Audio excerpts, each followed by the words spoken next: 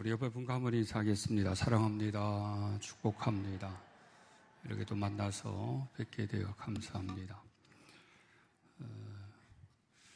마스크 쓴 모습들이 이제 처음과 다르게 갈수록 자연스러워지죠.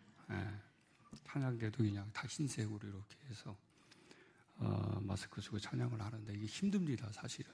저도 이렇게 마스크 쓰고 설교를 해보니까 처음에는 막 답답하고 막 힘들더라고요. 근데 시간이 지나니까 이렇게 안정이 됐습니다. 안정이 되고 오늘부터 이제 생활 방역 또 생활 거리두기 해서 조금 정부가 완화하고 그러면서 우리가 생활 수칙에 대한 것들을 잘 지킬 수 있도록 하면서 기본적인 지금까지 해왔던 수칙은 좀 잘 지키는 방향으로 그렇게 가기로 했습니다. 그래서 열 체크, 그 다음에 손 소독하고 마스크 쓰는 이런 것들은 좀 지속될 것 같은데, 뭐 어쨌든 자유롭게 이렇게 하시면 될 것 같습니다. 뭐 이렇게 여러분들이 이것저것 신경 쓰지 마시고, 확진자가 생겨서 그 확진자가 전파하는 게 항상 위험한 건데, 우리 교우 같은 경우는 지금까지 확진자와 또 그와 관련된 접촉자 이런 분들이 없었기 때문에 이대로 조심하면서 잘 가고 그러면 잘 좀 위기를 넘어올 것 같습니다. 한 1년 지나면 치료제도 나오고 예방하는 것도 나온다 그러니까 그냥 안심하시면서 잘 지혜롭게 그렇게 나가시면 될 것 같습니다. 여러분, 우리 5월은 저희 대한예수교 장로회 통합, 저희들은 통합교단입니다. 예수교 장로회가 많지만 우리가 통합교단은 이 두루마리를 통한 이 마크가 전국적으로 이렇게 교단과 소속이라고 하는 면에서 이렇게 함께 공유합니다.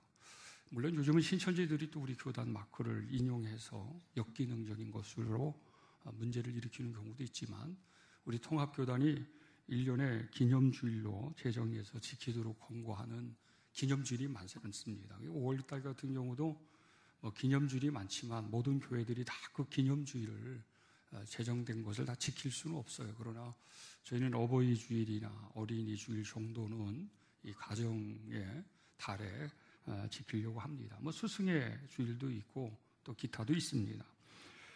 일찍이 신학의 역사와 뿌리의 시작은 여러분 가정으로부터 시작되어집니다. 구약이나 신약의 전통에서 그 사람의 신앙의 형성과 예배의 형성의 모든 것들은 이렇게 가정으로부터 시작되어져서 나중에는 제2적인 곳으로 제사장이 생기고 제사법이 생기면서 이것이 이렇게 전승하면서 지켜오는 것으로 이제 시작되어 교회와 가정이라고 하는 것이 분리되고 그 속에서 신앙교육과 또 여러 가지 많은 관계 형성을 하면서 지금까지 그것이 이렇게 전승해서 내려왔습니다.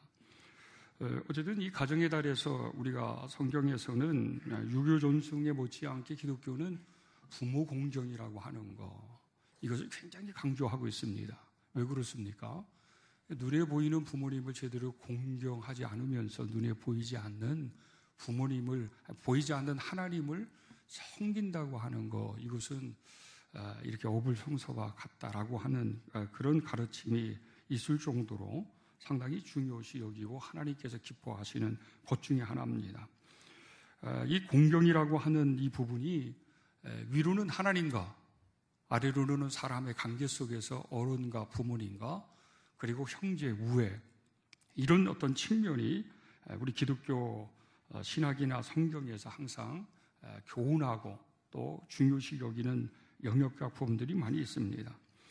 특별히 하나님의 형상으로 지음받은 하나님의 사람들, 이 하나님의 사람이라고 했을 때 이 하나님을 잘 섬기어서 하나님의 형상으로 점점 변화되어지고 성장되어져 가는 우리를 얘기하고 있습니다. 그렇다 그러면 이 하나님의 형상으로 지음받은 우리가 점점 그리스도를 닮고 이 하나님의 형상의 회복을 이루는 그것이 무엇일까라고 얘기했을 때, 또 그것의 표상이 어떤 것이라고 얘기했을 때 하나님과의 관계에서는 예배적 삶일 것이고요, 부모님과의 관계에서는 부모님에 대한 공경과 존경, 이런 것일 것입니다. 그리고 이 형제 우애적 관계에서는 화목을 이루는 것이고 사랑의 완성을 도모해 가는 것일 것입니다. 하나님의 성숙한 인간은 이 세 가지 영역에서 아름다운 성장과 성숙을 이루어가는 인간의 모습입니다. 갈수록 하나님을 사랑하고 존경하고 예배자적인 삶의 모습이 교회에서나 자기의 삶의 터전에서 나타나게 되는 것이고요. 그리고 부모님에 대한 관계에서 예수 사람들은 조금 다른 그런 어떤 인식과 접근을 가지고 부모를 공경하고 존경하고 그리고 이 보살핌하는 이런 것일 것입니다. 형제 우애도 마찬가지일 것입니다. 우리 예수 믿는 사람들끼리 그리스도의 보혈을 통해 영적인 형제가 맺어진 것 안에서 교회 공동체의 관계 형성, 이것을 뿐만 아니라 혈연적 관계에서의 가족에서의 그런 어떤 형제 우애 관계도 예수 믿는 사람들이 이렇게 보여줘야 하고 성숙하게 만들어가야 되는 그런 부분들이 있습니다. 이 세 가지가 완전하게 아름답게 복 있게 성장하고 성숙하게 되어질 때 하나님의 형상의 모습을 지닌 인간이고 하나님의 형상을 보여주며 그 속에서 하나님과의 아름다움의 그 모습이 날마다 구현되어지는 것입니다. 여러분, 우리 성경의 이 노아 방주의 사건은 이 역사학적으로도 그렇고 하나님의 인류를 향한 역사에서도 중요한 아주 그런 기준이 됩니다. 처음 인간을 만들고 하나님의 형상으로 지음받은 인간이 번창하는 것을 통해 하나님은 기뻐하셨지만 또 아담과 하와의 우리의 시주가 죄를 지어서 하나님의 진노와 심판 속에 이 땅에서 범죄한 그런 삶의 역기능적인 모습을 통해 하나님은 아픔과 탄식을 가지셔서 결국은 이 바벨탑 사건을 통해서 인류에 대한 하나님의 심판이 물로 이루어졌습니다. 이 하나님의 이 심판 속에서 구원의 복음의 메시지는 계속적으로 있었죠. 모든 인간이 다 멸종되고 그리고 새로운 창조를 통해 인류를 하나님께서 도모하신 것이 아니라 그래도 은혜를 베풀어 주셔서 모든 사람들이 노아를 통해서 새로운 구원의 기회를 얻게 하셨습니다. 새로운 복음과 하나님의 구원의 말씀을 그들이 알고 받아들이고 깨닫게 하셨고 구원의 반열에 세워지게 하셨지만 어느 한 사람이라도 이 복음을 또 이 하나님의 구원의 섭리 안에 세워진 자들이 없이 결국 노아의 가족만이 구원자로서 또 하나님의 역사의 주인공으로 이제 세워지게 됩니다. 오랜 시간이 흐르고 40일이 지나고 난 다음에 물이 창궐해서 인류의 모든 생명들을 다 멸하고 이제 생존했던 노아 가족들이 땅에 첫 발을 내디디면서 그들은 제단을 쌓아 하나님에게 영광을 돌렸습니다. 그리고 그 후손들이 이제 번창할 수 있는 기회를 삼았습니다. 이제 새롭게 인류의 시작이 제2의 인류의 시작이 되었기 때문에 농사도 또 하는 그 일에 열심히 내었습니다.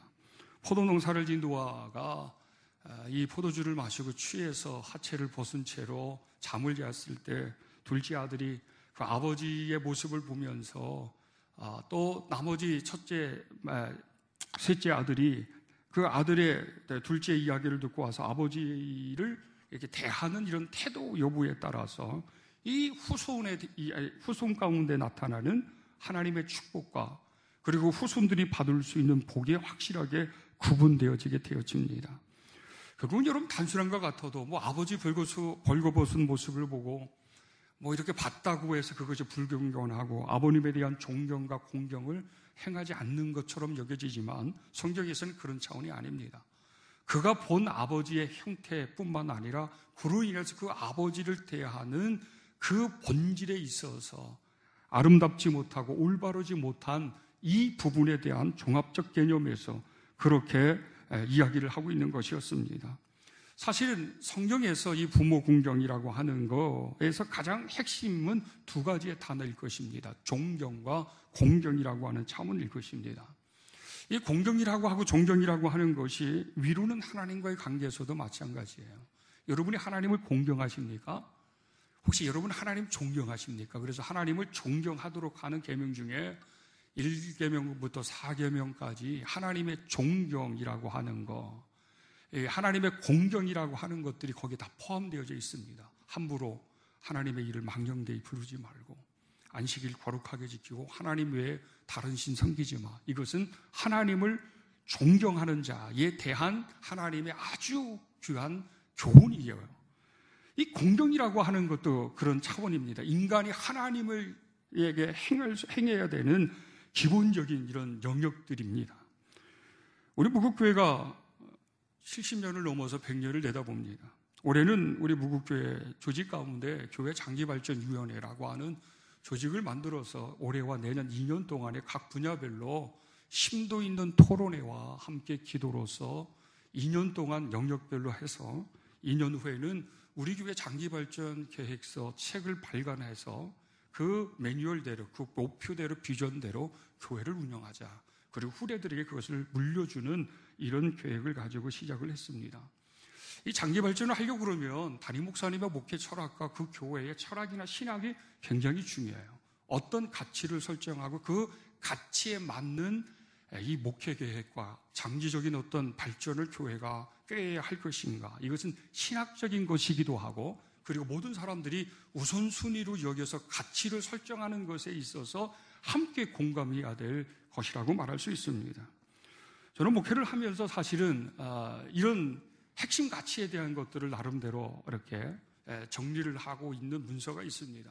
그러면서 장기발전 계획이 속에서 이제 토론이 되고 이야기가 되어져 2년 동안에 그 정립된 것 플러스 성도들의 이야기, 그리고 현실에 대한 진단과 대응적인 것들에 대한 발전 계획을 수립을 하게 될 때 이 핵심의 가치와 철학을 기반으로 해서 우리 무국교회가 이렇게 장기적으로 갔으면 좋겠고, 믿음의 유산과 전통과 그리고 미래를 준비시키는 선조들과 선배들이 그 유산을, 아름다운 것들을 후대들에게 물려줬으면 좋겠다라고 하는 것이 있습니다. 이 핵심의 가치 중에 첫 번째로 제가 이렇게 나름대로 설정한 것이 있다 그러면 인입니다. 한자로 인은 어질인자를 씁니다. 사람이 말이죠, 이 착하다고 하는 것, 어질다고 하는 것이 공자가 말한 것이었어요. 공자는 이 인이라고 하는 것을 통해 그의 사상을 펼쳤고, 그 사상을 기반으로 해서 제도를 만들고 국가 경영이라고 하는 것들을 중국으로부터 시작해서 우리 한국까지도 이렇게 확산되어졌습니다. 여러분, 사실 인이라고 하는 것이 쉽게 얘기하면 착한 사람이라는 거예요. 착한 사람. 홍익인간이라고 하는 이념에도 그렇게 나와 있지만 이 착한 사람이라고 하는 것은 어떤 사람이에요? 여러분, 착한 사람이 어떤 사람이에요? 기독교적인 신학에서, 성경에서의 이 어질고 착한 사람은 두 가지의 부분에서 온전하게 이렇게 관계를 맺고 살아가는 사람들의 위로는 하나님을 존경하고 공경할 줄 아는 사람이 착한 사람이에요. 어진 사람이에요. 아래로는 부모와 형제와 사회 속의 인간과 화목과 사랑을 도모해 나가는 사람이 착한 사람이에요. 결국은 위로와 하나님의 관계, 아래로는 사랑과의 관계에서 날마다 화목을 이루고 사랑을 이루고 존경과 공경을 이룰 수 있는 핵심의 가치는 그 사람이 그리스도 앞에 하나님의 주시는 그런 은혜 속에, 그리고 그리스도에 대한 권위적인 것 속에서의 두려움과 떨림으로 자기 자신의 성품이 그리스도의 성품으로 어진 사람으로서의 노력과 이런 것이 되지 않는다고 한다면 안 될 것입니다. 그래서 사람은 예수 믿으면 믿을수록 여러분 착한 사람이 되어야 합니다. 착하지 않고서는 내가 신앙이 좋다 말하면 안 돼요.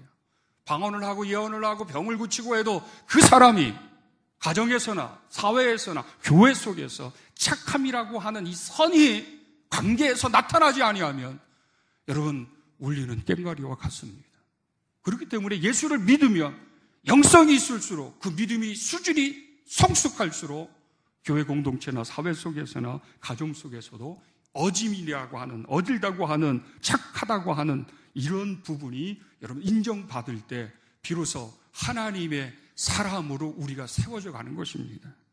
우리 이렇게 하나님의 사람으로 세워져 가는 이 인간상을 우리 핵심 가치로 여길 수 있어야 합니다. 하나의 핵심 가치가 두 번째 있다고 하면 전 예입니다. 예라고 하는 것은 마땅히 사람이 지켜야 될 도리입니다. 예절 하나만 생각하는 것이 아니라 마땅히 사람이 지켜야 될 도리입니다. 그럼 여러분, 마땅히 사람이 지켜야 될 도리가 뭐예요? 마땅히 인간이 지켜야 될 도리가 뭐냐라고 얘기한다 그러면 위로는 하나님과의 관계를 우리는 살펴야 합니다. 아래로는 부모님과 자식의 관계 속에서, 어른에 대한 공경 속에서, 그리고 사람과 사람의 관계 속에서 마땅히 지켜야 될 기본적인 도리가 뭐예요? 여기에는 예절도 있을 수 있어요. 여기에는 존경도 있고 공경도 있고 섬김도 있고 여러 가지 많은 것이 있을 수 있어요. 이 기본적인 도리를 지킬 줄 아는 사람이어야 하는데 예수 믿는 사람들은 이것을 가정에서나 직장에서나 교회에서나 하나님과의 관계에서 마땅히 지켜야 될 도리를 잘 지켜야 돼야 합니다. 예라고 하는 가치가 기반이 되어질 수 있어야 합니다. 여러분, 마땅히 지켜야 될 도리가 뭐예요? 안식을 잘 지키고 주일 잘 지키고요, 하나님 사랑하고요, 하나님 말씀대로 살아가고요, 또 부모를 잘 공경하고요, 형제 우애 있게 지내야 되고요, 사랑과 화목하게 지내는 것이 인간의 기본적인 도리입니다. 이 인간의 기본적인 도리가 바로 예에 속해요. 그런데 이 예를 또 다른 차원의 핵심적 가치를 제가 생각한다 그러면 우리 교회는 기독교적인 효가 높은 교회가 되었으면 합니다. 이 효는 위로는 하나님, 아래로는 부모님을 잘 섬기는 거예요. 그래서 효라고 하는 것이 여러분 왜 중요하냐? 이것은 성경에서 우리에게 말씀하신 것이고 이것을 잘 수행하게 되어질 때 비로소 형통한 자의 삶을 살아갈 수 있는 것입니다. 이게 깨지면 다 깨져요. 예가 깨지면 다 깨져요. 인이 깨지면 다 깨져요. 효도 마찬가지예요. 여러분, 제가 참 안타까운 것은 우리나라 교육이 말이죠. 이게 지금 깨졌잖아요, 다. 이 교육이 도덕, 사회, 체육, 이런 것들, 인성교육과 관련된 이런 것들이 다 2순위, 3순위가 되어지고 국영수, 수능 잘 봐야 되고 좋은 대학 가야 되고 좋은 대학 나온 사람이 능력 있는 사람으로 인정받는 사회 풍토가 됐잖아요. 실력은 있는데 머리는 똑똑한데 인간성이 없어요. 그 좋은 머리로 더 죄를 짓는데 많이 쓰잖아요.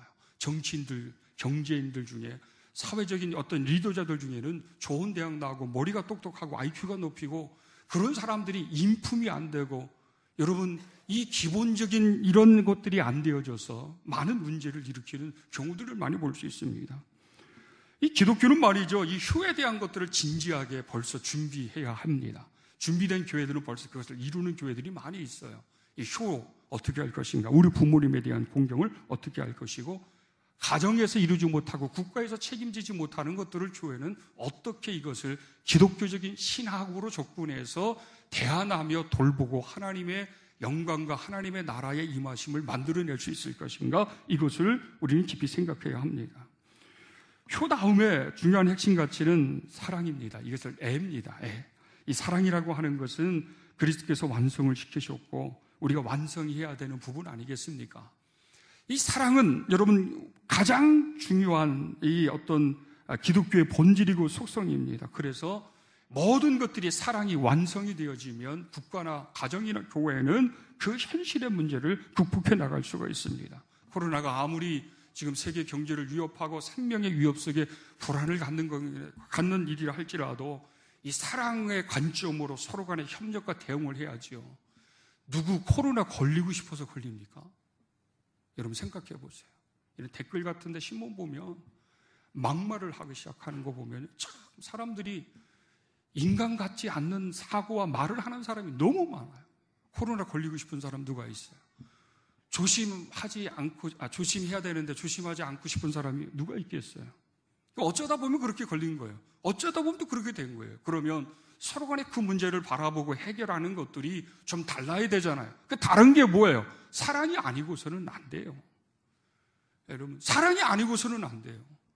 그런 면에서 교회는 이 사랑의 완성을 이룰 수 있어야 하고 그 사랑의 완성을 통해 아버지의 뜻을 펼칠 수 있는 잠재적 능력이 있어야 합니다. 그럼 그 잠재적인 능력이 뭐냐? 신앙과 생각과 우리의 신학 이런 것들이 넓어야 돼요. 우리가 이해력도 포용력도 그리고 소용력도 그리고 희생과 헌신도 이런 것들이 모든 그리스도인들이나 교회가 지도자들이 깊고 높고 넓지 아니하면 창조적인 하나님의 일들을 위대하게 펼쳐나갈 수가 없습니다. 이런 우리가 핵심 가치 속에 제가 또 다른 중요하게 여기는 것 중에 하나가 일치입니다. 일치. 이건 공동체 개념입니다. 이 한몸의식은 그리스도께서 우리를 유기체적인 생명의 관계 가운데 속에서 늘 말씀하셨어요. 그리스도 믿는 이유 때문에 예수님 믿는 이유 때문에 우리는 하나 의식을 갖습니다.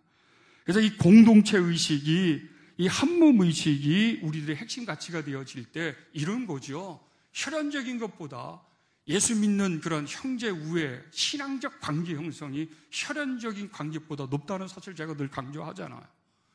저는 1년에 우리 형님들이나 우리 누님들 만날 수 있는 기회가 몇 번 되지 않아요. 그러나 여러분, 우리 성도들을 만나고 가정의 문제나 개인의 문제나 목장의 문제가 생길 때는요, 늘 내 삶 자체가 그겁니다. 목사들은 늘 이 성도들과의 관계, 성도들과의 어떤 삶 자체가 이렇게 하나로 그냥 평생을 살아갑니다.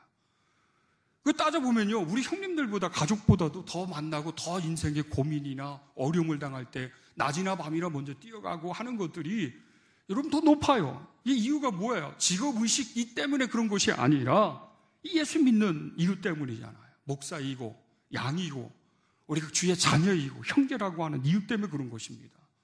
그럼 앞으로의 미래는 지금도 마찬가지겠지만 국가가 책임질 수 없는 것, 부모에 대한 돌봄이나 공경이나 자녀에 대한 돌봄이나 보살핌들이 국가가 한계가 찼어요. 그리고 여러분 가정에서도 그 역할이 지금 해산되어지고 어려운 지금 현실이 도래되어졌어요. 이런 상황에서 교회가, 기독교가 사회 속에, 가정 속에 어떤 희망과 대안을 제시할 수 있어야 되겠는가? 이게 돌봄 아니겠습니까?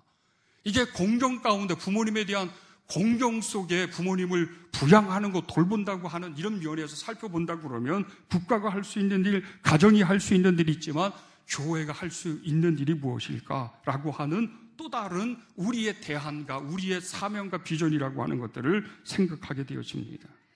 이 부모님에 대한, 어른에 대한 존경심을 키워가고 공경심을 갖게 하려고 한다 그러면 당연히 그 교회가 교육을 통해서 의식이나 생활, 어떤 신학이나 신앙을 높게 성장시키지 아니하면 이게 참 불가능합니다. 왜 그러냐면 가치가 어디에 두느냐에 따라서 다르기 때문에 그래요. 뭐 교회가 그런 것까지 우리가 다 신경 써야 되냐 이렇게 얘기하면 그분의 가치는 그것이 아니기 때문에 합의가 안 되잖아요. 함께 그것을 비전으로 공유할 수 없잖아요. 그럼에도 불구하고 우리들의 그 핵심 가치를 기반으로 해서 우리가 이 시대 가운데 속에서 부모님에 대한 존경과 공경이라고 하는 것을 높여가고 그것을 보여주는 교회가 되고 그러한 자녀로서의 삶을 가정 속에서 살아가려고 한다 그러면 여러분 이것이 당연히 전제되어집니다. 진정한 예수의 사람, 참 인간성으로서의 회복을 이뤄가는 그 사람들이 늘 가져야 될 것 중에 하나가 공경하고 모든 것들의 빛과 소금의 역할을 감당하기 위해서는 이 섬김이라고 하는 것입니다. 이 섬김은 돌봄이라고 하는 개념이고 이 섬김과 돌봄을 하려고 그러면 예수 사랑이 없으면 안 됩니다. 여러분 예수 사랑이 없으면 안 됩니다. 예수의 사랑이 있을 때 돌봄을 가정에서도 지역에서도 그리고 우리 자신의 공동체 안에서도 할 수 있습니다. 여러분 사랑으로 되어지는 것과 사랑으로 되지 않는 것이 있어요. 공동체가 아무리 숫자가 많고 예산이 많고 능력 있는 지도자들이 많아서 어떤 것을 힘있게 이렇게 행하는 것 같아도 그리스도의 사랑으로서의 행하는 공동체의 그 힘의 결과와 사랑이 없는 인간적인 자원적인 것으로 행하는 결과는 확연하게 다르게 되어집니다. 그런 면에서 지도자는 그리스도인들은 이 사랑을 기반으로 한 무엇이 있어야 합니까? 이 돌봄과 이 섬김과 희생이라고 하는 것을 가져야 된다고 하는 것입니다. 여러분 생각해 보십시오. 여러분의 노년을 생각해 보셨습니까? 혹시나 우리가 이런 생각은 할 필요 없지만 여러분이 죽고 난 다음에 내 자식들이 나를 기억이나 할까? 6.15를 얘기하면 제사상이나 차려줄까? 이렇게 생각할 수 있지만 나를 기억해서 추도 예배나 드릴까? 뭐 이런 생각 혹시 해보신 적 있습니까? 아마 다 해보실 겁니다. 내가 노년을 어떻게 보낼 것인가? 내가 힘이 없고 병이 들었을 때 경제적인 여력이 안 될 때 내 자식은 나를 공경할까? 나를 돌봐줄 수 있을까? 국가가 기초연금을 주고 말이죠. 뭐 기본적인 어떤 제도를 통해서 그건 해보지만 어디 여러분 그런 제도 속에 내가 들어간다고 해서 내가 부모로서 한 인생을 자식을 위해서 살아왔다는 그 자체로 위안을 받고 안위를 얻고 희망을 갖고 행복할 수 있는 것이 여러분 있게 되어집니까? 제가 목회를 하다 보니까 우리 어머님도 지금 요양원에 가 계시지만 대부분 예수 믿는 사람들이 말이죠. 나중에 힘이 없고 자식의 돌봄에 한계가 찼을 때는 요양원이나 요양병원에 가는데 그곳으로 가니까 두 가지 현상이 일어나더라고요. 하나는 신앙적인 것이 이게 굉장히 이렇게 접할 수 있는 기회가 없으니까 신앙을 굉장히 어려워져요. 예배를 드리나 누가 기도를 해주나 찬송을 부를 수가 있나. 그러니까 권사님, 장로님, 하다못해 목사님이 일반 요양병원이나 요양원에 원에 들어가시면요, 자기의 경건적 공력이 쌓아온 걸 기반으로 노력하지 않으면 기도도 잃어먹고 찬송도 잊어먹고요, 뭐 이렇게 어떤 하늘의 소망도 희밋해져요. 이게 특징 중에 하나예요. 우리 교회도 요양원으로 가신 분들이 굉장히 많습니다. 근데 안타까운 것은 이분들이 예배, 임종을 맞이하면서 하늘의 소망을 바라보면서 위안을 삼고 힘과 용기를 얻을 수 있는 것이 없어진다는 거예요. 또 하나는 경제적인 문제가 가정의 문제가 되더라고요. 자녀의 문제가 되더라고요. 그래서 이 자녀들이 한 넷 정도가 되면은 형제 우애가 깊은 이 자녀들은 형제계 같은 거를 내서 말이죠, 그 예산을 가지고 부모님의 요양비도 되고, 어떤 병원에 가시면 병원비도 되고, 약값도 되고, 또 어머님 그 어떤 노령연금 나가면 그거 플러스 해가지고 요양비도 내는데, 그래서 잘 근근히 이어가는데, 자녀가 없으니까 말이죠, 요양원에서 하시는 얘기가 뭐냐면, 몇 개월 동안이나 길면 1년 동안은 자식들이 관심 갖고 잘 찾아오는데, 어떤 자녀들은 6개월 지난 다음에 소식도 끊는데요. 전화도 안 된대요. 어떤 경우들은 아예 1년 이상이 되면 찾아오는 숫자도 아주 급감해 버린대요. 왜 그래요? 돈 때문에 그러는 거예요, 사실은. 그러니까 이 자녀가 많이 없으면 말이죠, 이 문제를 해결할 수가 없어요. 기초생활 수급자 같은 경우에는 말이죠, 일반 아주 그냥 전액을 무료로 해서 들어갈 수 있는 기회가 있어요. 그런데도 그나마 그것이 안 되면 이 정부 보조, 요양비의 정부 보조를 통해서도 이 자녀들이 그것을 감당하는 게 얼마나 힘든지 몰라요. 그리고 그것 때문에 형제 간의 불화가 생기는 문제가 얼마나 큰지 몰라요. 이게 심각한 사회적인 지금 문제로 대두되기 시작했습니다. 사실 여러분, 교회가 이 시대에 새로운 소망을 부여해 줄 수 있고, 사회적인 이러한 어떤 위기 상황에서 기독교적인 복음의 메시지와 기독교적인 새로운 어떤 대응적인 것들을 보여줄 수 있는 그것이 있어야 되지 않겠습니까? 저는 목회를 하면서 그런 생각이 듭니다. 우리 교회가 앞으로 이 지역을 위해서나 우리가 무엇을 해야 될까? 열심히 전도해서 말이죠, 교인 수 늘어나는 것도 좋고요, 예산도 있어서 뭐 많은 것도 좋지만, 이제는 건강한 교회, 질적으로 성숙하고 지역의 모범이 되어지고 민족이나 세계 열방 가운데 하나님이 보시기에 기뻐할 만한 그런 일들에 대한 핵심적 가치를 신학적으로 토론하고 공유하고 정립을 해서 우리 나름대로의 교회 상을 만들어가야 되지 않겠는가? 우리 나름대로의 건강한 교회의 모습을 보여주게 되어지면 그것이 동반적으로 영적으로 양적으로 상승하고 성장되어질 수 있는 계기가 되는 것입니다. 이제 전도지 하나 들고 예수 믿으라고 말이죠, 노방전도 하면서 외침전도 하는 시대는 끝났어요. 사람들이 내세에 관심도 없어요. 사람들이 그만큼 먹고 살기 힘든 시대가 되어져서 이제는 어떤 그런 축으로서의 복음적 메시지의 접촉점을 찾을 수 있는 시대가 별로 되어지지 않았습니다. 저는 그런 면에서 노후, 사후에 대한 것들을 우리 교회가 공동체, 가족 개념에서 이거 참 하면 얼마나 좋을까라고 하는 생각이 들어서 늘 사적으로나 또 공적으로 제가 한 얘기가 있어요. 우리 교회가 지역 복지를 책임지고 이런 일들을 요람에서 무당까지 잘 감당하는 교회가 되었으면 좋겠다. 그러면서 우리 노년들을, 우리 어르신들을 이 다음에 자녀가 가정에서 돌봄이 없을 때 교회가 뭐 요양원 정도 하나 있어서 나 우리 교회 요양원 가면 된다. 내 임종 가면 내가 죽으면 내 자녀들이 내 장례를 모시지 못하면 우리 교회가 내 장례 치러주지 않겠냐. 이럴 정도의 또 다른 희망적인 보루 같은 것이 교회가 있다고 한다 그러면 여러분, 이 시대의 그리스도인들에게 뿐만 아니라 지역에 있는 사람들에게도 꿈과 위로와 소망이 되지 않겠습니까? 우리가 여러분 기도해야 될 것입니다. 그러면서 이 사후 죽고 난 다음에도 나를 기억해 줄 수 있는 사람들이 있었으면 얼마나 좋을까? 자녀들이 그렇게 해주면 되는데 자녀들이 그렇게 하지 않아도 무국교회 내가 집사고 권사고 장로고 목사라고 하는 이유 때문에 1년에 2번 정도는 추도식을 말이죠, 교회가 집 내에서 예배 드려주고, 그리고 조금이나마 그 추도식 때에 선조들의 선배들의 신앙의 아름다운 복음의 이야기를 들려주고 함께 나눌 수 있는 것들이 있다 그러면 이 또한 좋은 일이 아니겠는가, 행복한 일이 아니겠는가. 저는 하늘소망 동산이라고 하는 우리 교회 나름대로의 이 추모공원, 뭐 납골당이 아니에요. 그저 그냥 우리 교회에서 함께 신앙생활하고 돌아가신 분들을 이름이라도 기록하고 그 이름만 봐도 몇 년도에 어느 장로님, 우리 교회 몇 년 시무했고 어느 권사님, 어느 집사님, 이런 분들 그냥 자녀들과 함께 와서 같이 우리가 예배드리고 추도하는 이런 어떤 제도나 이런 환경적인 것이 된다고 한다 그러면 이게 또한 우리에게 소망이 되지 않을까, 그런 생각이 듭니다. 몇 년 전에 아주 오래된 일이었습니다. 한 할머님이 무료급식을 통해서 저희 교회 접촉하시다가 예수를 믿기 시작했습니다. 이 할머님은 딸이 둘이었었는데 한 분은 정신적 장애가 있었고 한 분은 삶이 그렇게 넉넉하지 않았습니다. 그런데 이 할머님은 늘 걱정이, 내가 이 다음에 늙으면 지금보다도 좀 건강이 악화되어지면 나는 어떡하리라고 하는 이런 늘 염려와 불안이 있었습니다. 제가 신방을 갖다 그런 얘기했어요. 할머니 걱정하지 마십시오. 우리 교회가 다 보살펴 드리겠습니다. 돌아가시면 뭐 장례 못 치르겠습니까? 뭐 장례 화장해봤자 40만 원, 50만 원, 뭐 비용 이렇게 해도 얼마 되지 않는데 그런 거 걱정하지 마시고 예수 잘 믿으세요. 그랬더니 이분이 이 말을 듣자마자요, 얼굴이 환해지면서 하시는 말씀, 이런 말씀 하세요. 진짜 목사님 그렇게 해줄 수 있습니까? 그러시는 거예요. 그럼요. 저에게는 그렇게 할 수 있는 능력이 됩니다. 걱정하지 마시고 예수 잘 믿으십시오. 제가 그렇게 얘기했습니다. 이분이 갑자기 건강이 악화되어져서 다른 시설로 기관으로 갔습니다.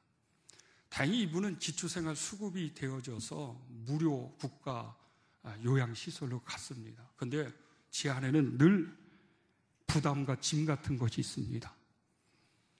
나중에 몸이 자유롭지 못하고 어려우실 때 충분히 보살필 수 있습니다. 우리가 장기 요양에서 요양보호사 파견하는 서비스를 저희 교회가 법인 안에서 합니다. 음성유 노인 재가복지센터 안에서도 있고 우리 별도로 우리 복지관 안에도 우리가 있습니다. 건강할 때는 요양보호사 서비스를 받으면서 생활할 수 있지만 서비스 받지 못하고 시설에 들어갈 정도가 되었을 때 우리 무국교회가 그런 요양원에서 입소해서 돌볼 수 있다고 하는 그런 것이 된다 그러면, 그리고 이 사후 죽음 그 이후에도 우리가 함께 뭔가 한 가족으로 공동체로서 그런 것을 할 수만 있다고 한다 그러면 얼마나 좋지 않을까. 근데 이 할머님의 약속을 제가 지키지 못했습니다. 벌써 꽤 오래됐어요. 거진 7년인가 8년이 지났습니다. 지금은 소식도 이제 어떻게 관계도 지금 잘 되지 않고 있습니다. 우리는 항상 우리 나름대로 교회는 무엇을 해야 할 것인가? 우리는 어떻게 하는 것이 하나님 보시기에 아름다운 존재로서 아버지의 영광을 드러낼 수 있을 것인가를 생각해야 할 것입니다. 특별히 어버이날을 맞이해서 부모님에 대한 공경과 존경을 가정에서나 우리 자녀들은 잘해야 합니다. 예수 믿을수록 잘해야 합니다. 그러나 그 가정에서 하지 못하는 것을 우리 교회에서도 할 수 있는 이 핵심 가치와 이 가르침을 우리는 거울 삼아서 이 일을 위해서도 우리 나름대로 교회가 꿈을 꾸고 준비할 수 있어야 할 것입니다. 여러분이 기도하시기 바랍니다. 여러분이 아름다운 유산 기부운동이라고 하는 것이 일반 시민단체 속에서 복지기관에서는 합니다. 자녀들에게 유산 물리지 말고 내가 아름답게 사회적 공공을 위해서 유산을 기부하자. 만약에 여러분들이 그런 기도 제목을 삼아서 우리가 함께 뜻을 모으고 함께 연합을 한다 그러면 얼마든지 우리가 꿈을 꾸고 우리 모든 교인들에게 희망을 주고 어르신들을 공경하고 존경하는 이러한 대응적 능력을 우리 교회가 가질 수 있다고 그렇게 생각이 되어집니다. 이런 것을 통해 우리가 아름다운 공동체, 믿음의 공동체, 사랑의 공동체를 이루어 나갈 수 있는 우리 모든 주의 성도들이 되시기를 간절히 축원합니다.